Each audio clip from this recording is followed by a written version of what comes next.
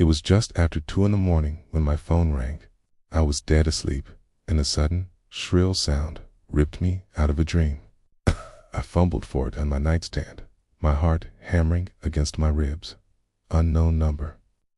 My first thought was that it was a wrong number. Some drunk person dialing random digits. I almost ignored it, but something made me answer. I swiped the screen and put the phone to my ear, my voice thick with sleep. Hello. Silence. Just a faint, almost imperceptible static, like the sound of an open line with no one on the other end. I was about to hang up, annoyed, when a voice finally whispered, "Did you lock the back door?" It was a man's voice, raspy and low. My blood ran cold. I sat bolt upright in bed, suddenly wide awake. I live alone. My apartment is on the 3rd floor. There's no back door. "Who is this?" I demanded, my voice trembling slightly. "Is this some kind of prank?" The voice on the other end chuckled. It was a dry, rattling sound that made the hairs on my arms stand up. "You should have checked. It's always the simple things people forget." I hung up, my hand shaking. My heart was a drum solo in my chest. I threw the covers off and scrambled out of bed, my mind racing. A prank call. It had to be. It's an idiot friend trying to scare me. But none of my friends would do something like this. It was too cruel. I walked through my small apartment, checking the locks. The front door was bolted, chain on. I peered through the peephole. The hallway was empty, bathed in the dim, yellow light of the emergency fixtures. I went to the living room and checked the windows. Both locked tight. My apartment was secure. There was no back door. He was just messing with me, just trying to get a reaction. I went back to bed, but sleep was impossible. I just stared at the ceiling, replaying the conversation in my head.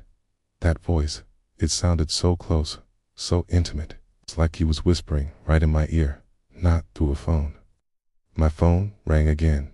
Same unknown number. This time, I hesitated. My thumb hovered over the decline button, but I had to know. I needed to tell them off, to make them stop. I answered. "Listen, you sick?" "Your neighbor," the voice interrupted, still a low whisper. "Mrs. Gable, in 3B. She always leaves her kitchen window unlocked. She thinks no one can reach it from the fire escape." I froze. How could he know my neighbor's name? Mrs. Gable was a sweet old lady who lived across the hall. I barely knew her, just polite hellos in the hallway. "How do you know that?" I whispered back, my throat tight. "I know a lot of things," the voice said. "I know you keep a spare key under the ceramic frog by your front door." The one with the chipped ear. My stomach dropped. He was right. It was a housewarming gift from my mom.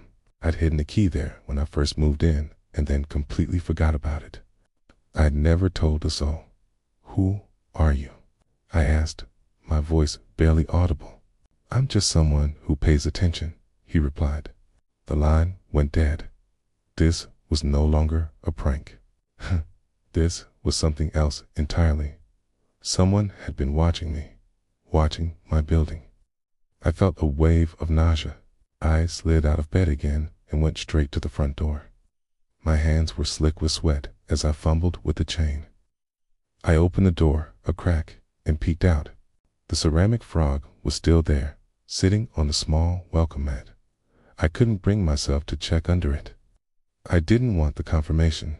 I locked the door, bolted it, and leaned against it, breathing heavily.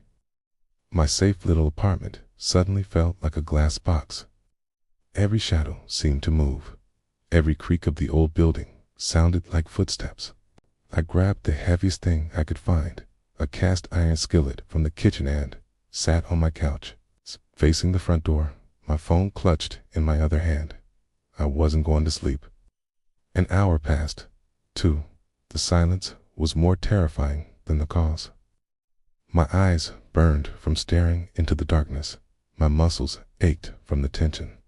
I started to think, maybe that was it. Maybe he got his fun and moved on. Maybe I was overreacting. Then my phone buzzed. Not a call this time, a text from the same unknown number. My fingers trembled as I opened it. It was a picture. The quality was grainy, taken in low light. It was a photo of me, asleep in my bed. It must have been taken earlier tonight, before the first call. The angle was from the foot of my bed, looking down at me. My mouth was slightly open, one arm thrown over my head. Peaceful, vulnerable. I let out a sound, a strangled gasp. He was in my apartment. He had been in here while I slept. I looked at the timestamp on the photo.